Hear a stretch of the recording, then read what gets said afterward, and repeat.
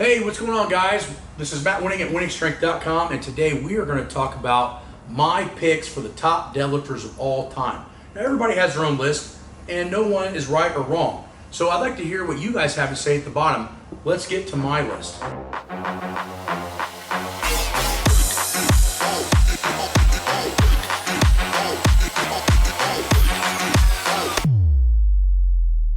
All right, now, this is really hard to pick number one. So, but I'm going to do it just for you guys to create some controversy. In my opinion, the number one greatest deadlifter of all time is Andy Bolton. Andy Bolton pulled 900 nearly 50 times in various competitions. So 50 different competitions, he pulled 900 pounds. He was also one of the youngest guys to pull 900 pounds at around 20, 21 years old. So imagine being 20 to 21 years old and pulling 900 pounds. I think the only other person to beat him was Mark Henry. I think Mark Henry pulled somewhere around 900, still in his teens. That's just insane. But Andy Bolton pulled 900 multiple times, i.e. almost 50 times in competition, and was the first man to pull over 1,000 pounds with no straps. I saw it in person. The same meet I squatted 1,003, he pulled 1,003 with no straps, and I thought it was absolutely out of control. And so some of this is biased because obviously he still has one of the highest deadlifts of all time. When you see something in person that no one has ever done in human history, it's amazing. Okay, so Andy Bolton, for the amount of longevity he had, and I'll give him another credit point. He is training in Northern England where he has nobody else to push him. He was in his own gym. I'm not saying he didn't have training partners, but he wasn't working out with Ed Cohen in Chicago or Louis Simmons here in Columbus or Ernie France in Chicago or anybody else that was a big name. He was all by himself in his own facility, and he was that fucking strong. So Andy Bolton goes down as my number one. Number two, right, we got to talk about Ed Cohen. And I know Ed Cohen gets thrown down everybody's throat as being one of the greatest lifters of all time, and that's because he is. But at the end of the day, he pulled 900 at 220 body weight with a stiff bar. It's completely insane. And he could pull over 850, both sumo or conventional, at a whim.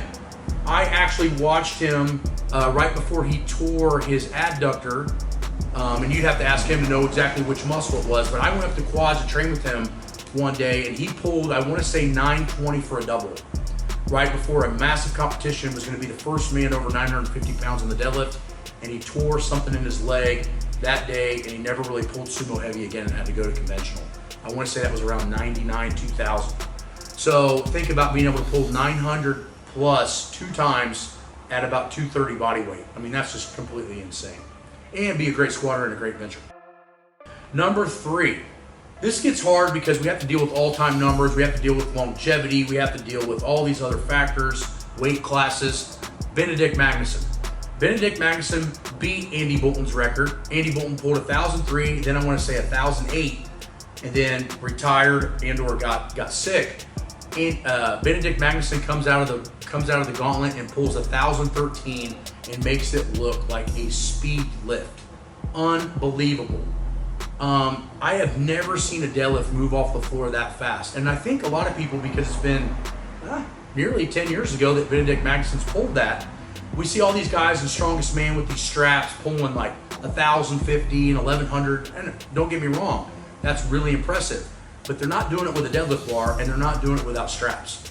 That really separates, in my opinion, some of the greatest deadlifting of all time, and kind of puts Benedict Magnusson and Andy Bolton at the back burner because strongman is more popular than powerlifting. But Benedict Magnusson pulling 1,013 as fast as he did, and is still the all-time powerlifting deadlift record, and in my opinion, the strongest deadlift ever done, straps or no straps, based on the fact that he had to do it in powerlifting competition rules.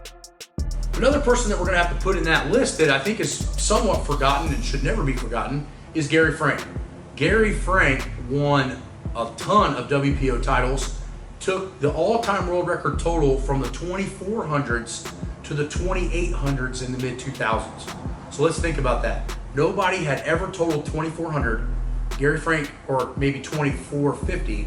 Gary Frank comes along and smashes that, then takes it to 25, then takes it to 26, then takes it to 27, and then takes it to 2800. Now, we're talking about the deadlift here. Now, this is what gets crazy. He was insanely strong in all the lifts, and I watched him pull 930 something, 935, 938 for the WPO all-time super heavyweight total and winner with a torn muscle. I want to say it was either a hamstring or a quad. It was a quad because he had to pull it stiff-legged. So to win, he had to pull like 930 something, and he had to do it with a torn leg, and he did it. The guy's hands were this big. He played pro football for the Falcons in his early 30s, all the way up until his early 30s. Point being is, this is why when people have this discussion, they say, well, you know, look how strong these powerlifters are today.